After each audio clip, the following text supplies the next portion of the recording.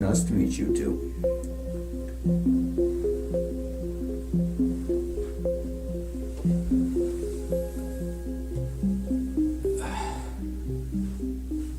My name is Alexander Smith.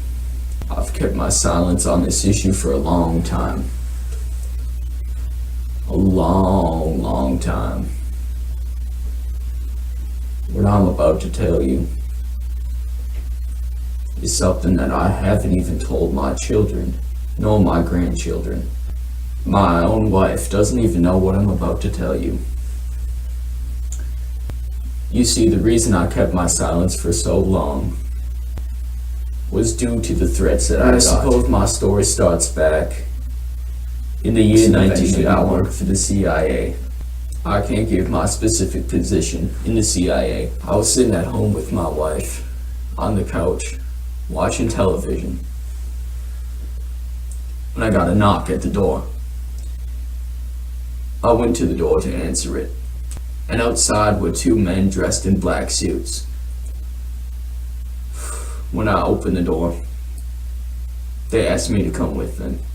They worked for the CIA. They told me I can't even tell my wife that I was so I left her, sitting on the couch. I wasn't to see her for a long time. On the car ride, they explained to me that they can't tell me exactly where we're going. They told me to put on a blindfold so I couldn't know the exact location of where we were going. Eventually the car stopped, and I began to hear helicopter blades going. They told me to keep coming with them, and at the time I was still wearing a blindfold. And soon thereafter we were in a helicopter flying. After what I would estimate would be about 45 minutes, the helicopter landed. They took off my blindfold, and they told me we were in this top secret military base. They couldn't tell me the exact location of where I was. A few different men wearing black suits ushered me into an underground facility at the base. Now remember, I haven't a clue where this base was. They brought me underground. I had to climb down a very long ladder that went deep underground. And eventually we reached the bottom. I looked around and I saw a very long hallway. They told me to come with them down the hallway. Now, having worked for the Central Intelligence Agency, I had a little bit of an idea of what we were doing. You see, back when I worked for the CIA, they were telling me about this one project in which they would test the limits of space and time itself. And they were working with top scientists on how to solve some of the biggest issues facing our Earth. I wasn't exactly sure what, but I had remembered that I had previously signed up. Now remind you, this was around 10 years before. He told me, this is a time machine. Obviously I was in shock. Now, I knew the CIA had developed previous technologies before they came out. It's just how it is. The technologies that you're using right now, like smartphones, they were developed around 30 years prior. That I was going to be the first test subject. I was going to be the first one. He told me there was a high probability of me getting hurt or dying. So upon being put inside the time machine, it was pitch black and pitch silent. I couldn't hear a thing. Eventually, after about 5 minutes of being inside of there, I started to feel lightheaded. And suddenly, there was flashes of bright light that seemed to be inside my own eyelids. And then I woke up. I was lying on a hospital bed, and I was alone in my room. I was alone in this room, and there was a window to my left side. To the left side of the hospital bed, there was a window, and there were drapes on that window. So I couldn't see out it, but I knew it was daytime because there was light peeking in. After looking at the window, I looked right ahead of me, and in front of me was something that I've never seen before. Eventually, a nurse walked into the room I was staying in. It was the first person I've seen after this incident. And she began to explain everything to me. She said I was found on the side of the road, unconscious. She thought I had gotten in some sort of car accident or something, and I told her about my story. I told her what had happened, and she asked me. She said, "What was the date in which this happened?" And I told her it was in the year 1981. And I'll never forget what she said back. She said, "Sir, 2118. I think she, everybody else in that hospital who talked to me, they thought I was crazy. They thought I was making up my story." She said, "Sir, why don't you watch some TV, get your mind off this?" So I saw a remote control, different from any kind of remote control I've seen in 1981. On the side, sitting on that glass table as well. I picked up the remote control, and there was a power button on the top.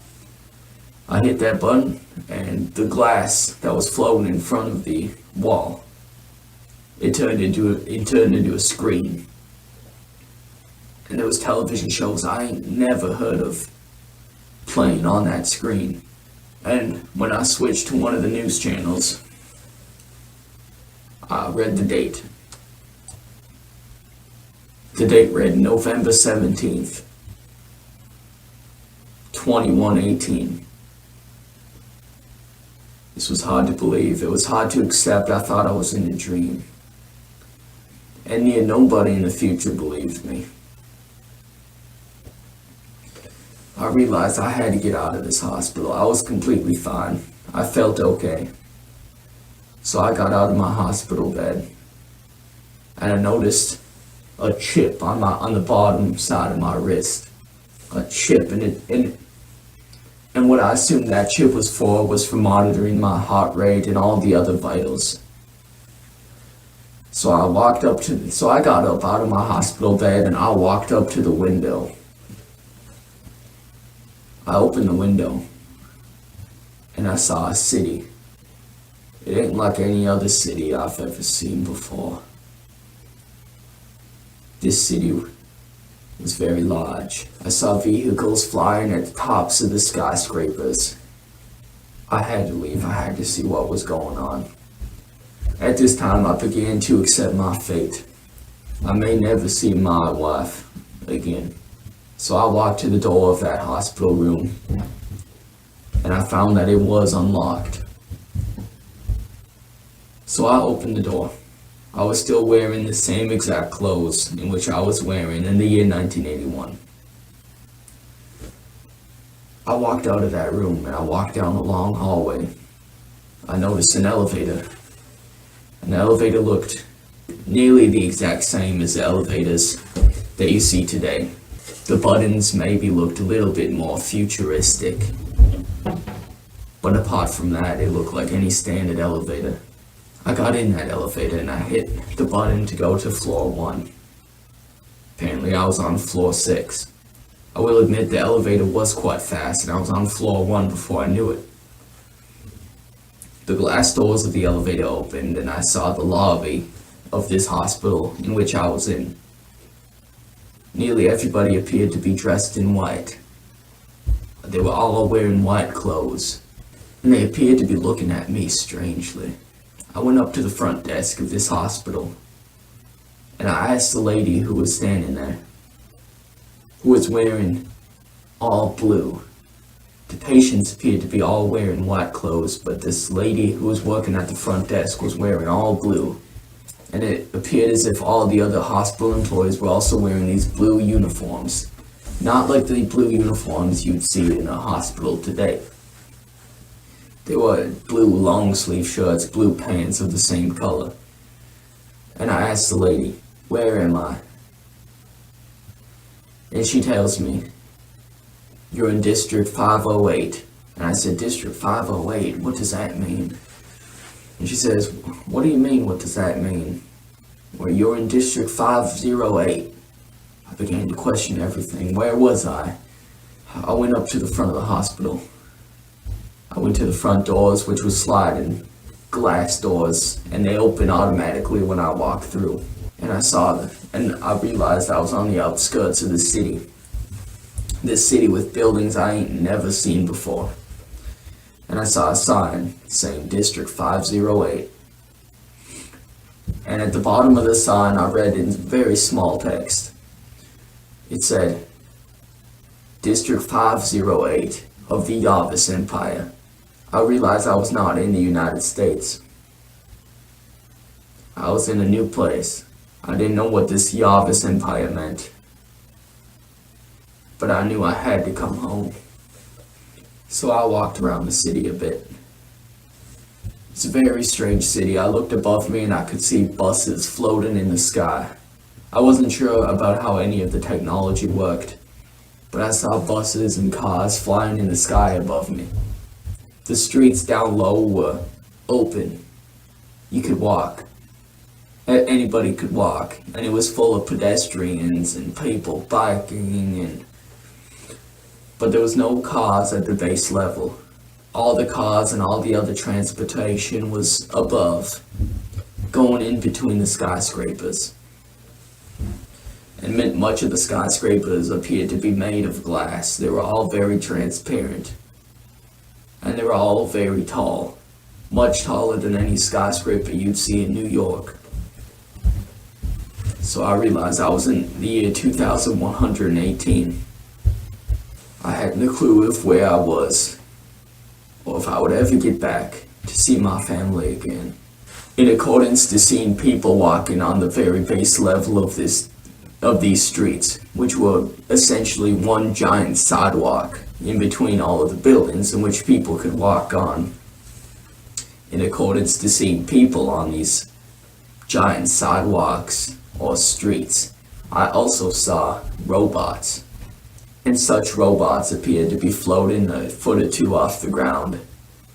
And they appeared to look quite like humans, except they didn't have legs and they were floating up off the ground. I went up to a random man on the street. And I says to him, "You need to listen to me. I know you're not going to believe what I'm about to tell you, but I'm a time traveler." And he simply says to me, "Okay," as if he hears it every day. And I asks him, "What year was time travel developed?" And he tells me it was developed in the year 2028. 2028, he says. And it says, "No, I'm a time traveler, and I travel from the year 1981. He looks at me strangely and he says, "But they taught me time travel was developed." So both of us were confused. I had to get back. So upon walking around, I went up to one of the robots. And I says, "Excuse me." And it turns around and looks at me. It looked like any other ordinary person, except it didn't have legs and it was floating off the ground. And it turns around and looks at me. And I says, "Excuse me, how can I time travel?" And the robot says, "Well, sir, you need to go to the nearest time travel agency." And I says, "Time travel agency, where can I find that?" And she gave me this little glass tablet type of thing, and it had directions on it. And it was updated in real time as I was walking with it. It had a purple line guiding me to my location, essentially a small map on a piece of glass, very lightweight. And it also appeared to be scratch resistant. So I followed the line in real time and it brought me down a couple streets. A few blocks away there was this one building, not the biggest building, but still a skyscraper nonetheless. And I read time travel agency across the top of the building. So I went inside this building and there was a man at the counter. I wasn't sure if it was really a man or if it was one of them robots. But the robots, they appeared to talk in the same manner that people do. I couldn't distinguish any one of them robots apart from the people if it weren't for the fact that they were floating a couple feet off the ground and that they didn't have legs. So I asked the man at the front desk of this time travel agency, I says, I need to travel to the year 1981. And he says that'll be $457. The scientists have given me. Nice to meet you too.